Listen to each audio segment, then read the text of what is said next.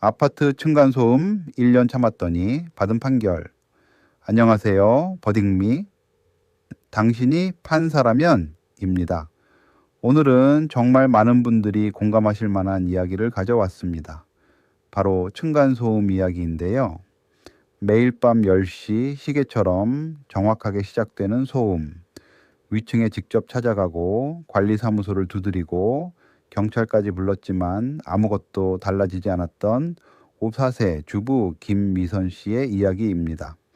그녀는 결국 1,000만 원 손해배상 소송을 선택했는데요. 과연 법원은 어떤 판단을 내렸을까요? 여러분이라면 어느 쪽 손을 들어주셨겠습니까? 2022년 3월 15일 인천 연수구의 한 아파트 54세 주부 김미선 씨는 드디어 502호 열쇠를 손에 쥐었습니다. 25평 중소형 아파트. 딸 둘과 함께하는 오래된 꿈이 현실이 된 날이었죠. 이삿짐을 풀며 새 출발을 다짐하던 그날 저녁, 위층에서 쿵쿵거리는 소리가 들렸습니다. 이사 소란이겠지. 그녀는 그렇게 생각했습니다. 그런데 한 달이 지나도 소음은 멈추지 않았습니다. 오히려 더 규칙적으로 찾아왔습니다. 매일 밤 10시가 되면 마치 신호라도 받은 듯 위층 602호에서 소리가 시작됐거든요. 쿵쿵거리는 발소리, 무거운 것을 끄는 소리, 뭔가가 바닥에 떨어지는 소리. 그 소리들은 새벽 1시가 넘어도 멈추지 않았습니다. 김 씨는 천장을 바라보며 뒤척이다 결국 신경정신과 문을 두드리게 됐고 수면제 처방을 받기 시작했습니다. 4월 20일 그녀는 용기를 내어 위층 초인종을 눌렀습니다. 문을 연 건 6김 2호 박철수 씨의 아내였습니다. 아이들이 조금 뛰었나 봐요. 조심할게요. 짧고 가벼운 대답이었습니다. 그런데 다음날 소음은 오히려 더 심해졌습니다. 5월에는 관리사무소를 찾아갔고 관리소장이 경고문을 붙였지만 효과는 딱 3일이었습니다. 6월 2일에는 경찰을 불렀습니다. 경찰이 다녀간 그날 밤 위층에서 문을 쾅쾅 두드리는 소리가 들렸습니다. 왜 경찰까지 불러요? 애들이 좀 뛰는 게 죄예요? 7월 김 씨는 한국환경공단 층간소음센터에 소음 측정을 신청했습니다. 3주를 기다려받은 측정기로 2주간 소음을 꼼꼼하게 기록했습니다. 결과는 충격적이었습니다. 총 47회, 그중 밤 10시 이후 직접 충격음이 1분 이상 지속된 것만 28회였습니다. 센터가 중재를 제안했지만 박 씨 부부는 측정 자체가 신뢰할 수 없다며 거부했습니다.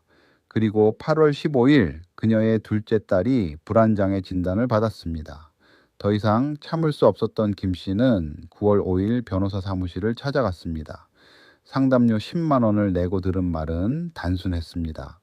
승소 가능성 50%, 소송 비용 200만 원, 기간 1년. 고민 끝에 그녀는 결심했습니다. 정신과 치료비 80만 원과 위자료를 합쳐 총 1,000만 원의 손해배상 청구 소장이 10월 1일 법원에 접수됐습니다. 자, 이 사건의 핵심은 바로 이겁니다. 층간소음이 법적으로 불법 행위가 되려면 어떤 조건이 필요하냐는 겁니다. 우리 민법에서는 누군가에게 손해배상을 청구하려면 상대방에게 고의나 과실이 있어야 하고 그 행위가 위법해야 하며 실제로 내가 손해를 입었다는 인과관계까지 모두 증명해야 합니다. 쉽게 말하면 네가 나쁜 짓을 했고 그게 직접적인 원인이 돼서 내가 다쳤다는 걸 보여줘야 한다는 거죠. 이게 층간소음 사건에서는 생각보다 훨씬 어렵습니다. 아이들이 뛰는 게 과연 나쁜 짓이냐는 질문을 피해갈 수 없으니까요. 원고 김미선 씨 입장에서 생각해 볼게요. 그녀는 1년 동안 할 수 있는 모든 걸 했습니다. 직접 찾아가 부탁도 해봤고 관리사무소도 여러 번 갔고 경찰도 3번이나 불렀습니다. 심지어 공신력 있는 환경공단의 공식 측정까지 거쳤습니다. 그 결과가 28회 기준 초과였거든요. 치료비도 실제로 썼고 딸은 불안장애 진단까지 받았습니다. 저는 뭘 더 해야 하나요? 이 증거로도 부족한가요? 라는 그녀의 말이 귀에 들리는 것 같습니다. 반면 피고 박철수 씨 입장도 들어볼게요. 우리 집엔 아이가 셋입니다. 아이들 보고 뛰지 말라고 하는 게 현실적으로 가능한가요? 게다가 이 아파트는 1998년에 지어진 오래된 건물입니다. 방음이 안 되는 건 건물 구조의 문제예요. 우리도 아래층 소음에 시달리는 피해자입니다. 그의 말이 완전히 틀린 건 아니죠. 어린아이 셋을 키우는 집에서 소음이 없기를 바라는 게 과연 현실적인 요구일까요? 1차 변론에서 박 씨는 변호사도 없이 혼자 출석했습니다. 2차 변론에서는 자신도 피해자라며 아래층 주민과의 문자 기록을 제출했지만 단 한 건뿐이었습니다. 판사는 고개를 저었습니다. 마지막 변론에서 김 씨는 떨리는 목소리로 말했습니다. 밤마다 잠들지 못해 약을 먹습니다. 딸아이는 집에 오기 싫어합니다. 저는 그저 조용히 살고 싶었을 뿐입니다. 방청석이 술렁이었습니다. 여러분은 어느 쪽 손을 들어주시겠습니까? 지금 버딩리 블로그에서 직접 투표해 보실 수 있습니다. 원고 김미선 씨가 맞다고 생각하시는지 아니면 피고 박철수 씨가 억울하다고 생각하시는지 여러분의 판단을 눌러주세요. 투표를 마치고 나면 실제 판결 결과를 바로 확인하실 수 있습니다.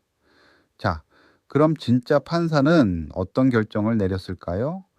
김 씨가 봉투를 뜯으며 예상하지 못한 문장을 발견했다고 했는데 과연 그 판결은 무엇이었을까요? 자, 드디어 실제 판사는 어떤 결정을 내렸을까요? 2023년 5월 30일 판결문이 도착했습니다. 김 씨는 떨리는 손으로 봉투를 뜯었습니다.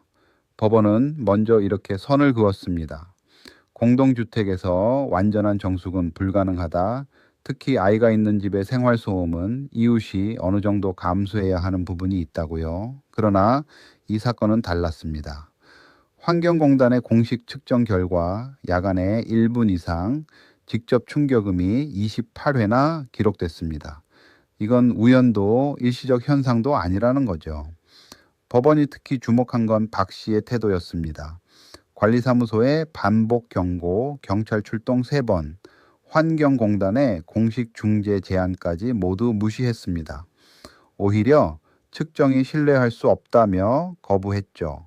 공동주택관리법은 입주자에게 층간소음 방지 의무를 명시하고 있습니다. 개선 노력이 전혀 없었다는 건 주의 의무를 위반한 과실로 인정된다는 겁니다. 손해 부분에서 정신과 치료비 80만 원은 진료 기록으로 명확히 인정됐습니다. 하지만 딸의 불안장애는 층간소음만의 탓으로 보기 어렵다고 했습니다. 다양한 원인이 복합적으로 작용했을 수 있다는 거죠. 위자료 산정에서는 1년간의 고통을 인정하면서도 고의성은 없었다는 점, 1998년 준공 아파트의 구조적 문제도 참작했습니다. 최종 판결, 피고는 원고에게 300만 원을 지급하라. 소송 비용은 피고 부담. 판결문 말미에 법원은 이런 말을 덧붙였습니다. 피고는 이번 판결을 계기로 방음 매트 설치 등 적극적 개선책을 마련하기 바란다. 김 씨가 청구한 1,000만 원에는 한참 못 미쳤지만 법원은 분명히 말했습니다. 반복적인 소음으로 타인의 건강을 해치는 것은 용납될 수 없다고요. 이 판례가 우리에게 주는 교훈은 정말 실용적입니다. 첫째, 기록이 전부입니다. 층간소음으로 힘드시다면 지금 당장 날짜와 시간, 소음의 종류와 지속시간을 꼼꼼하게 적어두세요. 사진이나 영상도 최대한 남겨두시고요. 둘째, 절차를 밟으세요. 관리사무소, 층간소음 이웃사이센터, 경찰 순서로 공식 채널을 이용한 기록을 남기는 게 소송에서 결정적인 증거가 됩니다. 셋째, 환경공단 층간소음 측정 신청은 무료이니 적극적으로 활용하세요. 공신력 있는 객관적 수치가 재판에서 얼마나 중요한지 이번 판례가 잘 보여줬거든요. 그리고 상대방이 중재를 거부하거나 개선 의지를 전혀 보이지 않는다면 그 자체가 법적으로 불리한 증거가 됩니다. 알아두면 반드시 도움이 됩니다. 당신이라면 어떤 판결을 내리셨을까요? 300만 원이 적당했을까요? 아니면 더 많이 줘야 했을까요? 여러분의 생각을 댓글로 남겨주세요. 버딩미가 더 좋은 판례로 찾아올 수 있도록 구독과 공유도 부탁드립니다. 우리 주변에서 일어나는 이야기, 법은 어떻게 바라보는지 함께 생각해봐요. 다음 판례에서 만나요.